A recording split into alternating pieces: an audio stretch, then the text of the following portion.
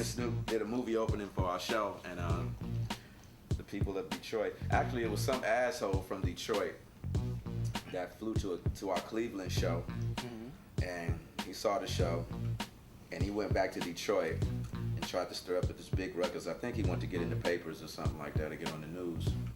There had been some rumblings earlier in the day that city officials weren't going to let us show the movie at the beginning of the tour because of, you know, the violence and the nudity, so forth and so on. So we get to the venue, and you know, they're there. Did you have a good time running to get MTV? Yeah, we can come in here and shut the door. Good. I'm glad you did. We're still going to have a private meeting. We can have a private meeting here. We can have a private meeting someplace. Okay. You know we need to, because you guys were out in the hallway cursing at me, telling me this, that, and the other. Oh, you the one cursing. This is your motherfucking building, is what you told us. Well, you know, the video that I looked at should not be shown to young people under 17.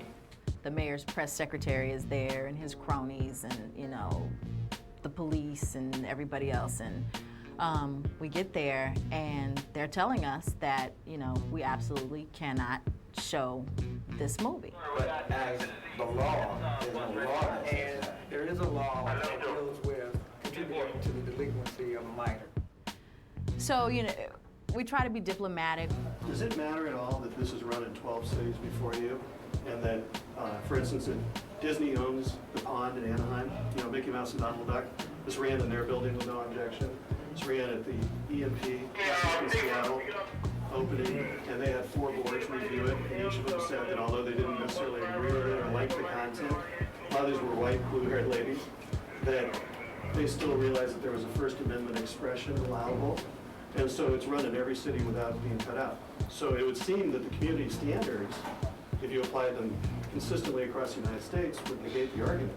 And what they're saying is because it's NC-17 or it's not rated, and, you know, these parents bringing their kids didn't know that there was going to be pornography at the show. Second, possessing or disseminating obscene material. You see it? Your tickets don't indicate that it's for, that you're going to show obscene material to young people, so parents didn't have an opportunity to make their value judgment. Folks younger than 17 coming to this building, we're going to consider that a violation of city ordinance. We're going to take the person that contributes that to 36th District Court tomorrow, and we're going to shut this show down. So if a parent takes a kid to an art movie in Detroit, does that parent get arrested? If a parent contributes to the delinquency of a minor, yes. I'm just asking. So you arrest a lot of people in art movies with their kids? We said we would, you know, we would card every kid that came in the building, and no kid under 17 would get in the building. We wouldn't, you know, we wouldn't let that happen. First, they agreed to that. They said, fine, you know, we'll do that. And then when we said we would, because they didn't think we would. Then when we told them, okay, that's the plan, that's what we're gonna do, they told us absolutely not. Not going to allow them into the building to see a video that is probably what should be rated X. Can she give it to me so I can read it to our attorney, please? Michigan Code 750.153 and 752.361, exhibition of obscene matter in front of children. Sorry, it's you. We're in our facility. We're doing what we paid to do. I rented your facility to put on a show. That's what I'm here to do. That's right. And we're trying to help you facilitate putting on that show. No, you're trying to prevent me from putting it on. No, we're trying to help you facilitate putting on a good show. Okay, well, for the everybody. assistant chief is here, and you represent the mayor, so, you know, we want to get it This is resolved. not, I'm just letting you know, this is not. My take is from the inside, though. I mean, I actually was traveling with Dre as the situation unfolded prior to Detroit. Okay. We had a minister come to one of our Canadian shows who wanted to meet with Dre, who said some promises were made to him as far as Dre spending time with some children, which Dre didn't have a problem doing. It just said we needed to organize it. And he went back to Detroit and started inciting the press secretary of the mayor. It wasn't even the mayor, it was the mayor's press secretary, that this was not something that children should be seeing. This is not something that we should tolerate in our community.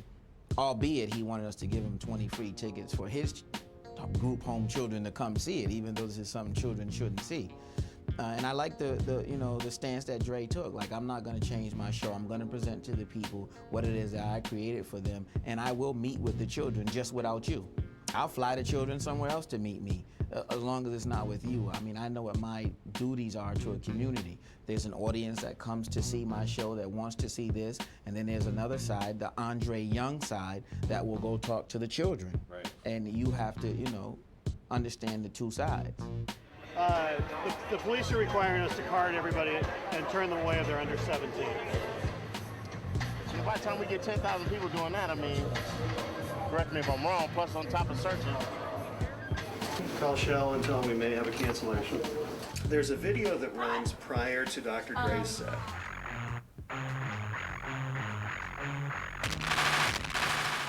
Some reporter from Detroit went to the Cleveland show and saw it, and came back to Detroit and kind of made it his mission to make sure that it wasn't shown. Because he's like, I mean, he basically kicked us out of the dressing room. Like, either I do my show or I'm going. Q can go on, M can go on, you know, everybody can go on, but Dre. So we've got the mayor's press secretary, the chief of police, and everybody else here tonight. If the profanity towards the police officers. They talking about not letting us grab our dicks, no lewd comments, nothing about the cops. We can't bring our blow-up dolls out. We ain't had no violence on the fucking tour and no arrests, and this is where it's all gonna come from, is Detroit. It's because they're fucking with us, not because we're fucking with them. It's they're fucking with us. And this is the one city that decides that it violates their community standards. Fuck is up with your city, man? I look forward to coming to my fucking city, and this is the way I get fucking treated. And so they're saying that if the video's played, that you know, that the police are going to shut down the show. I mean, if the police are in fact ordering you to do this, you've offered them a resolution they're not accepting. This is their responsibility if they want the show canceled. My first song is I'ma kill you. I can do that. And I can say, slut, you think I won't choke no whore till the vocal cords don't work in her throat no more, but I can't show a naked blow-up doll. And if you don't want your kid coming to the show, don't send your kid. Yeah. Yo, homie, we ain't gonna stop grabbing our nuts and cussing and shit. If we're going to jail, we're going to jail. How you feel about that shit? Fuck! Fuck! Fuck! Fuck! Fuck!